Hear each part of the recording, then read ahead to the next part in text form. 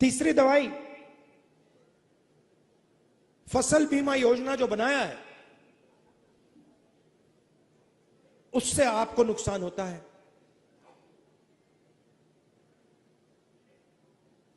15-16 कंपनियां हैं, उनको सरकार बीमा योजना का पैसा देती है। आप लिस्ट चाहते हो, मैं आपको लिस्ट दे दूंगा। आपका नुकसान होता है, आंधी आती है, तूफान आता है, बारिश आती है, पानी गिरता है, नुकसान होता है। आपको कहते हैं भैया आपको कॉम्पेंसेशन नहीं मिलेगी, वो आपको मुआवजा नहीं देंगे। तो तीसरी दवाई, फसल बीमा योजना को रीस्ट्रक्चर करना। फसल बीमा योजना का काम आपकी रक्षा करने का है, उद्योगपतियों की रक्षा करने का नहीं है।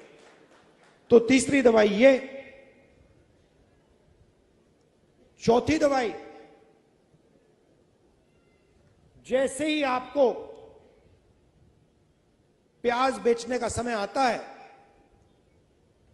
एकदम एक्सपोर्ट इंपोर्ट पॉलिसी को बदल दिया जाता है।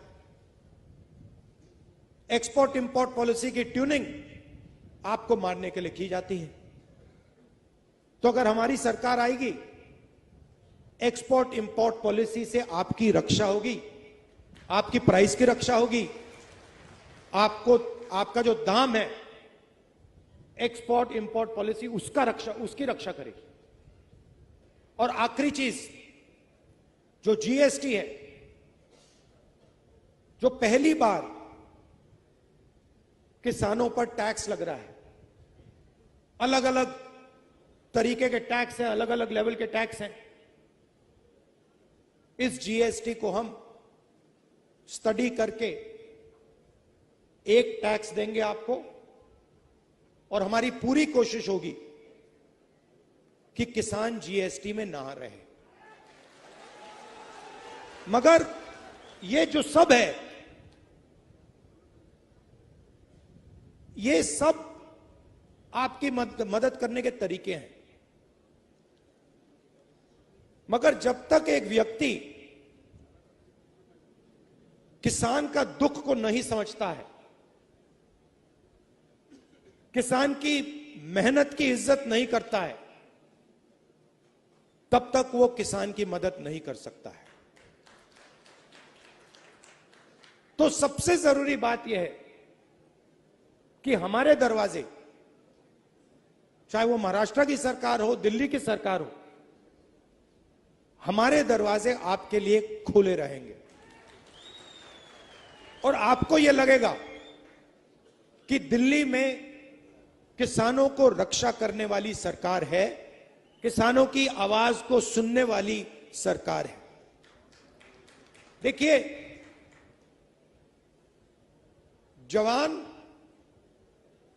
देश की रक्षा करता है, बॉर्डर पर रक्षा करता है, बाहर से कोई ना आए, उसकी जिम्मेदारी जवान की है। उधर उन्होंने अग्निवीर लागू कर दिया, 2 तरीके के शहीद बना दिए। 6 महीने की ट्रेनिंग मिलेगी अग्निवीर को, 6 महीने की ट्रेनिंग मिलेगी। चाइना का जो सैनिक है उसको 3-4 साल की ट्रेनिंग मिलेगी। अग्निवीर को पेंशन नहीं मिलेगी, कैंटीन नहीं मिलेगी, शहीद का दर्जा नहीं मिलेगा। और उसके साथ जो जवान लड़ेगा उसको शहीद का दर्जा मिलेगा, उसको पेंशन मिलेगी, उसके परिवार की रक्षा होगी। तो अग्निवीर ने सेना को कमजोर किया है। और वो जो हमारे जवानों के साथ कर रहे हैं, वो हिंदुस्तान के अंदर आपके साथ कर रहे हैं। अगर जवान देश की बॉर्डर की रक्षा करता है तो आप देश के अंदर हमारी रक्षा करते हो। तो सरकार का फर्ज बनता है कि वो जवान की रक्षा करें, और किसान की भी रक्षा करें, क्योंकि आपके बिना, मैं बता रहा हूं, आपके बिना देश नहीं चल सकता। देश बढ़ जाएगा, टूट जाएगा। और मैं दिल से बात कर रहा हूं, कभी भी आपको जरूरत हो,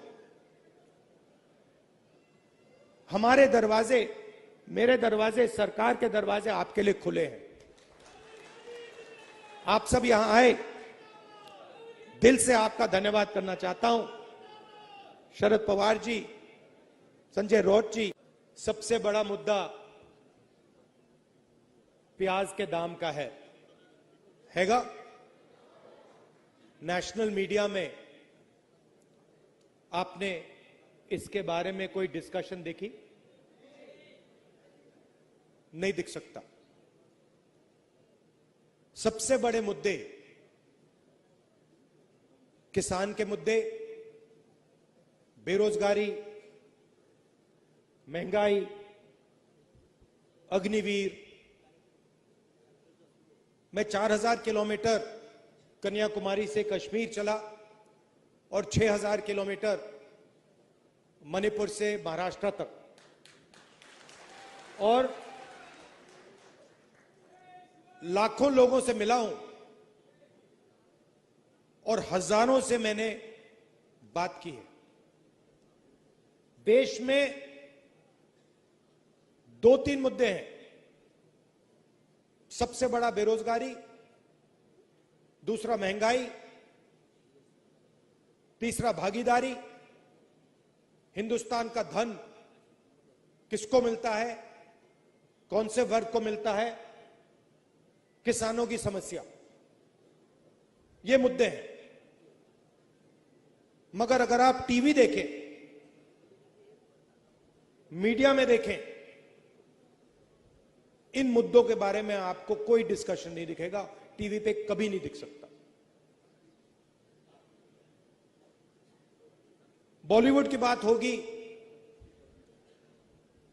मोदी जी को 24 घंटा दिखाएंगे,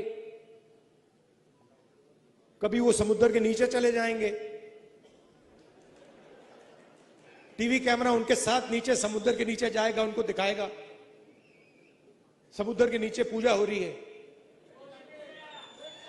फिर उसके बाद झट से वो सी प्लेन में उड़ेंगे, हवाई जहाज में जाएंगे, वहां भी मीडिया उनके पीछे जाएगा।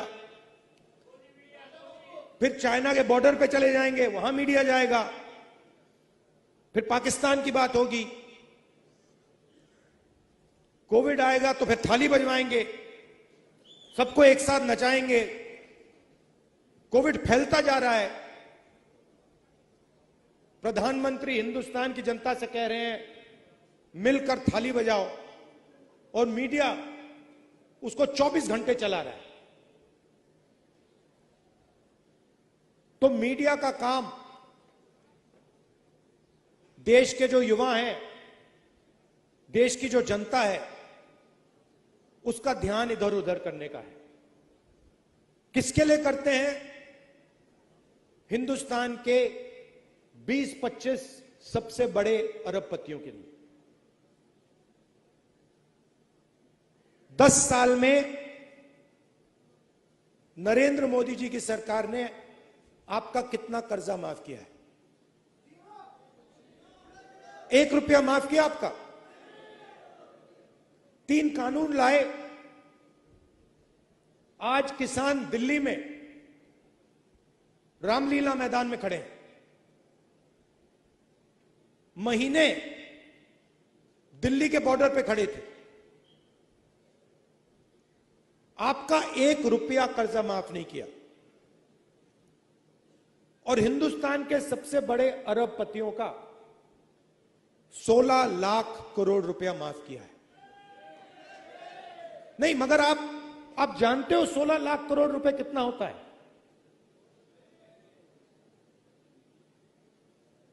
ऐसा बड़ा नंबर है। आम आदमी को, किसान को, मजदूर को, हमें यह नंबर समझ ही नहीं आता। अरबपति को आपने बताया कि देखिए 16 लाख करोड़ रुपए है, उनको एकदम समझ आ जाती है बात। मनरेगा में 65,000 करोड़ रुपए लगता है साल का। उससे करोड़ों लोगों को रोजगार मिलता है। आपका हमने तकरीबन 70,000 करोड़ रुपया जब यूपीए की सरकार थी कर्जा माफ किया था, आपको याद होगा।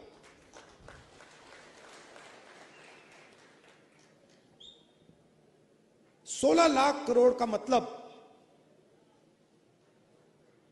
24 साल का मनरेगा, मतलब 24 बार अगर हम आपका कर्जा माफ करें, उतना कर्जा नरेंद्र मोदी जी ने 20-25 लोगों का माफ किया है। आपका एक बार हमने किया, बीजेपी ने एक बार नहीं किया। और जितना आपका माफ हुआ था, अगर आप उसको 24 बार करें, उतना नरेंद्र मोदी जी ने 20-25 लोगों का माफ किया है।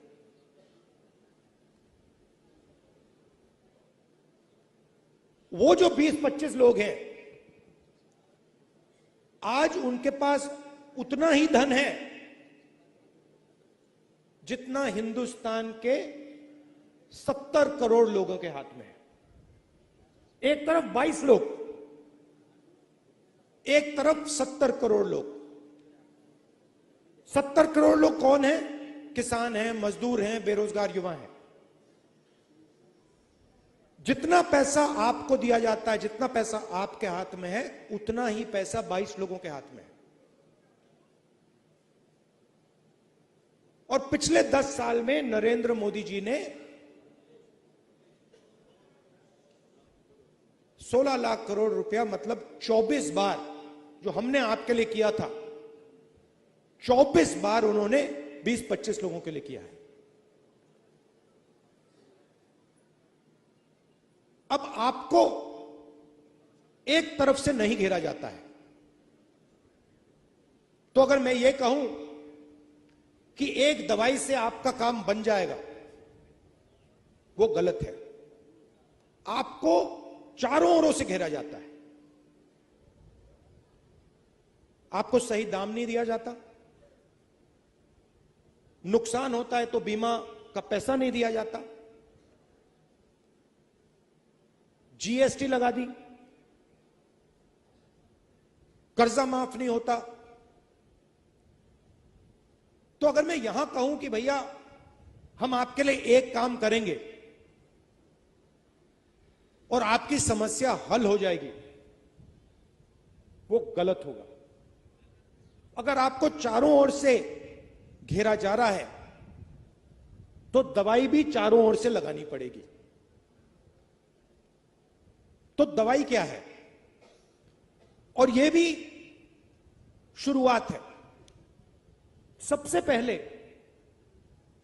अगर हिंदुस्तान के सबसे अमीर लोगों का कर्जा माफ हो सकता है, पैसा आपका है, जितनी जीएसटी आप देते हो उतनी जीएसटी अदानी देते हैं। आपने ये शर्ट खरीदी, 1000 रुपए के लिए आपने खरीदी, 18% आप दोगे, वो ही अदानी देगा।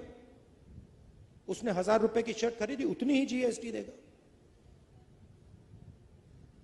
हिंदुस्तान की सरकार का पैसा कहां से आता है? जीएसटी से आता है। सबसे ज्यादा कौन देता है? किसान देता है, मजदूर देता है, छोटा दुकानदार देता है, बेरोजगार युवा देता है। तो अगर 16 लाख करोड़ रुपए उनका कर्जा माफ हो सकता है, तो आपका भी कर्जा माफ होगा।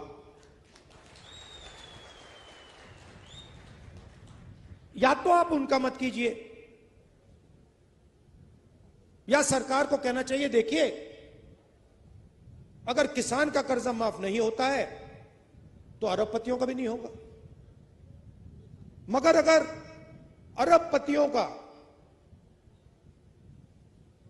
24 साल का कर्जा माफ, आपका 24 साल का कर्जा माफ किया जा सकता है, तो आपका भी होगा।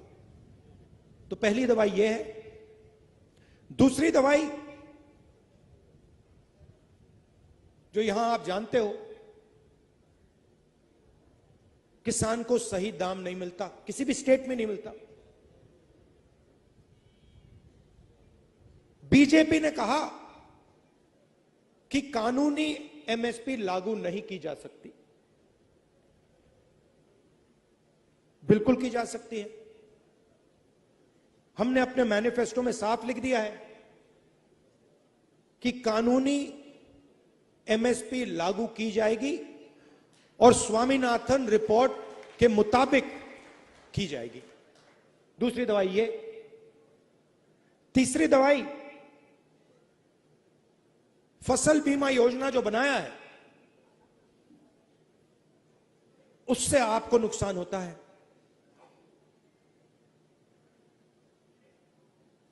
15-16 कंपनियां हैं,